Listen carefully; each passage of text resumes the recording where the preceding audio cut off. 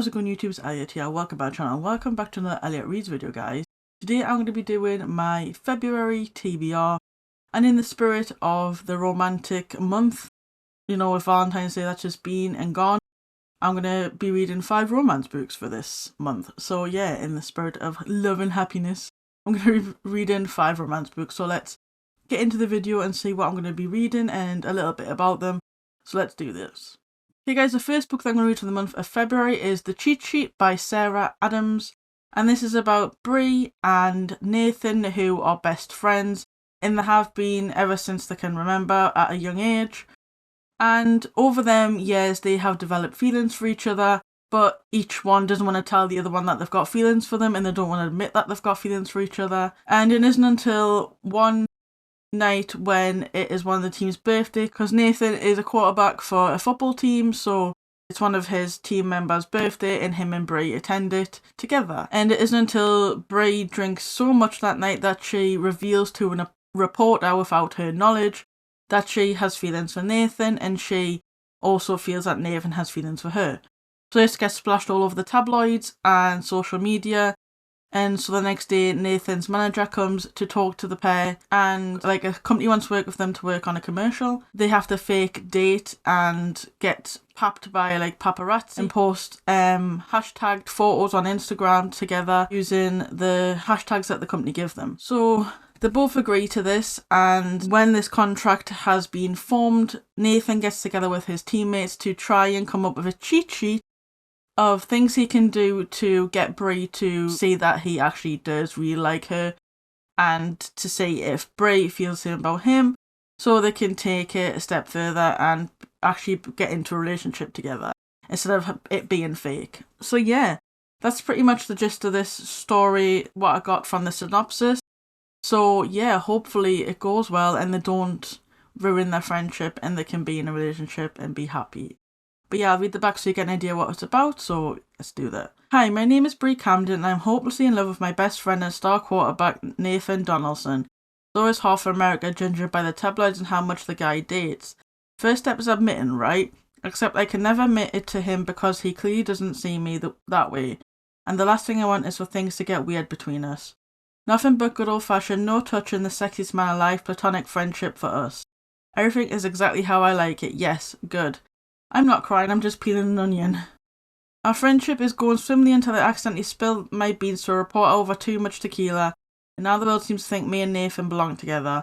Oh, and did I mention we have to date publicly for 3 weeks till after the Super Bowl because we signed a contract with, oops, forgot I can't tell anyone about that. Bottom line is, now my best friend is smudging all the lines and acting very unplatonic, and I'm just trying to keep my body from bursting into flames every time he touches me. How am I going to make it through 3 weeks of fake dating Nathan without anything changing between us? Especially when almost sort of kind of seems like he's fighting for a completely different outcome. Send help, XO Bree. So yeah, I'm excited to finish this one. I've started this one, of course, and I'm excited. I'm enjoying it so far, and yeah, I'm excited to get finishing this one and see if they're able to make a relationship or if it goes horribly wrong. So yeah. That is the first book I'm reading for the month of February. Okay guys, the second book I'm going to read is Book Lovers by Emily Henry. And this is about Nora Stevens, who is a writer, and Charlie, who is also a writer. And Nora is planning a holiday away with her sister so she can have a little bit of a break and obviously find the man of her dreams while she's away.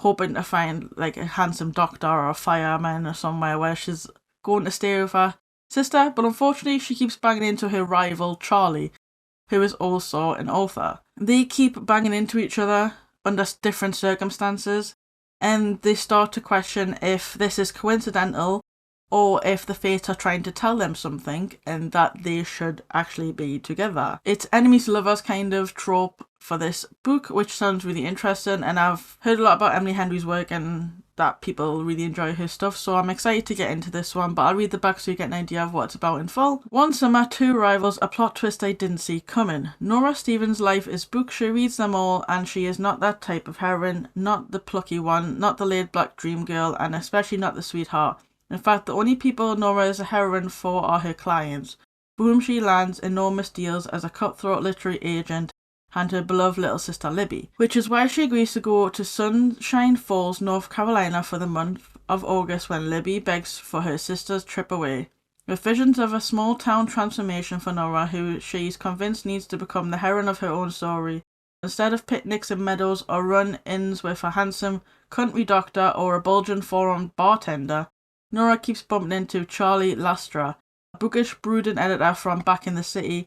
It would be a meet cute if not for the fact that they've met many times. It's never been cute. If Nora knows she's not an ideal heroine, Charlie knows he's nobody's hero, but as they are thrown together again and again in a series of coincidences no editor worth their salt would allow, what they discover might just unravel the carefully crafted stories they've written about themselves. So yeah, really interested to read this one and find out if they do actually pursue a relationship or if they continue being rival writers and letting that get in the way of love. So yeah, I'm excited to read this one, and this is the second book that I'm going to read for the month of February. Okay guys, the third book that I'm going to read for the month of February is Set on You by Amy Lee.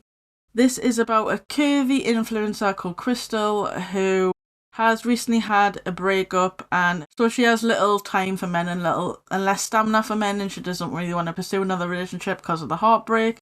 So instead of going on dates and things, she takes out that frustration in the gym instead and posts it all over social media to her followers and tries and puts power and positivity out into the world, showing curvier people that they too can pursue the gym and have a healthy lifestyle just like she can. And then one day when she's at this gym, she runs into a firefighter called Scott, and he steals her squat rack, which she favours when she goes to the gym, and they try and fight for like gym dominance because this is her scene, she's been here longer than him, and she's like, no buddy, that's my squat rack, it's mine, so get your hands off. They unexpectedly run into each other at their grandparents' engagement party, and on the lead up to the grandparents' wedding, Crystal starts to say that Scott actually has a soft side to him under all the muscle macho exterior that he puts out. Sparks actually start to fly between them,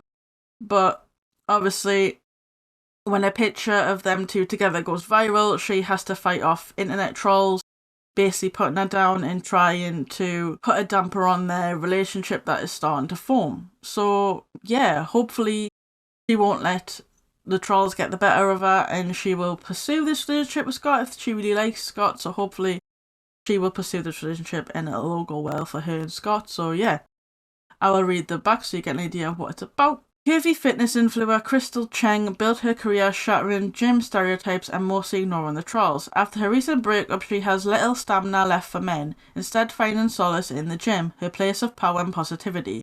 Enter firefighter Scott Ritchie, the smug new gym patron who routinely steals her favourite squat rack. Sparks flies these ultra-competitive fours battle for gym domination. But after a series of escalating jabs, the last thing they expect is to run into each other at their grandparents' engagement party. In the lead up to their grandparents' wedding, Crystal discovers there's a soft heart under Scott's muscled exterior. Bonding over family, fitness, and cheesy pickup lines, she just might have found her swole mate. But when a photo of them goes viral, savage internet trolls put their budding relationship to the ultimate test of strength. Yeah, really interested to read this one. I've heard good things about this one as well, and yeah, that is the third book that I'm going to read for the month of February. Okay guys, and fourth book that I'm going to read for the month of February is A Love Hypothesis by Ali Hazelwood, which I've heard good things about as well, so I'm excited to read this one. And this is about Olive, who is on her third year of PhD, and she doesn't believe in romantic, long-lasting relationships, but she wants to convince her best friend that she is dating again and she is happy and loving life. But of course she wants proof, so Olive panics and kisses the first guy that she sees, but the guy who she kisses is Adam, who is her new professor. Adam agrees to go along with the facade and be Olive's fake boyfriend so she can take these pictures and show it to her friends that she's dating someone, and it becomes a little bit dangerous and they start developing feelings for each other, which is bad because student-teacher relationships, bad times, my boys. But yes, that is kind of the gist of what happens by the synopsis. And this also got nominated for Best Romance in 2022 for the Goodreads Choice Awards. So That's a positive sign that this is going to be a good read, but I'll read the back so you get an idea of what it's about in full. As a third-year PhD candidate, Olive Smith doesn't believe in lasting romantic relationships, but her best friend does. And that's what got her into this situation. Convincing her friend that Olive is dating and well on her way to a happily ever after was always going to take more than hand-wavy Jedi mind tricks, scientists require proof. Like any self-respecting biologist, Olive panics and kisses the first man she sees. That man is none other than Adam Colson, a young hotshot professor and well-known ass, which is why Olive is positively floored when Stanford's reigning lab tyrant agrees to keep her charade a secret and be her fake boyfriend. But when a big science conference goes haywire, putting Olive's career on the Bunsen burner, Adam surprises her again with his unyielding support and even more unyielding six-pack abs. Suddenly their little experiment feels dangerously close to combustion, and Olive discovers that the only thing more complicated than the hypothesis on love is putting her own heart under the microscope. Sounds interesting enough, doesn't it, guys? I'm looking forward to reading this one. This has been on my TBR for a while as well. So yeah, looking forward to reading an Ali Hazelwood for the first time. So that is the 4th book that I'm going to read for the month of February. Okay guys, the 5th and final book that I'm going to read for the month of February is Better Than the Movies by Lynn Painter. And again, Lynn Painter has been on my radar for a long time. I've heard really good stuff about her books. So yeah, this is about Liz, who has her heart set on a guy called Michael. He's been her long-term crush for a very long time, but he hasn't really noticed her before he moved away. And now that Michael is back in town, Liz wants to try and get on his radar, snag him as a prom date. So she gets the help of her friend Wes, who lives next door and who is friends with Michael. So that's her way in to get with Michael. So they come up with lots of plans to try and get her on the radar.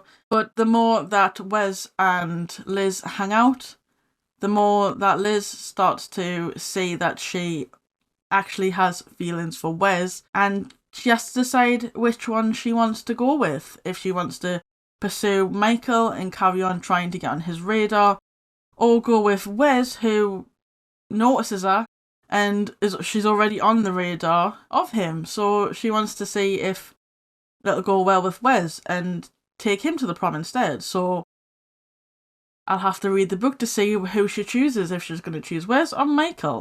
I'm excited to see who she chooses, how each guy treats her in the book. That'll be very interesting, because it's always like how they treat them that they want to go with. You want them to go with that person who treats them the best. So hopefully she makes the right decision. But yeah, I'll read the back so you get an idea of what it's about. Potential daydreamer Liz gave her heart to Mike a long time ago, but her cool, aloof, forever crush never really saw her before he moved away. Now that he's back in town, Liz will do whatever it takes to get on his radar, and maybe snag him as a prom date. Even best friend Wes Bennett. The annoying attractive next door neighbour might seem like a prime candidate for romantic comedy fantasies, but Wes has only been a pain in Liz's butt since they were kids. Pranks involving frogs and decapitated lawn gnomes do not a potential boyfriend make, yet somehow Wes and Michael are hitting it off, which means Wes is Liz's in. As Liz and Wes scheme to get Liz noticed by Michael so she can have her magical prom moment, she's shocked to discover that she likes being around Wes, and as they continue to grow closer, she must re-examine everything she thought she knew about love, and rethink her own ideas of what happily ever after should look like. So yeah, let's see who she picks. Is it going to be Wes or Michael? I'm excited to see who she picks. But yeah, guys, that is the 5 books that I'm going to read for the month of February. Hope you enjoyed hearing a little bit about them and what I'm going to read. And I will be back at the end of the month with my wrap-up video for this. But yeah, obviously gameplay videos and things will still be going up. This isn't the only video that's going to be up for this month, but yeah. Hope you guys enjoyed it. If you did, don't forget to smash the like button down below. Subscribe to the channel. Thanks so much. Catch you guys at the live stream video. Peace out, guys. Have a good day or night, wherever in the world you are.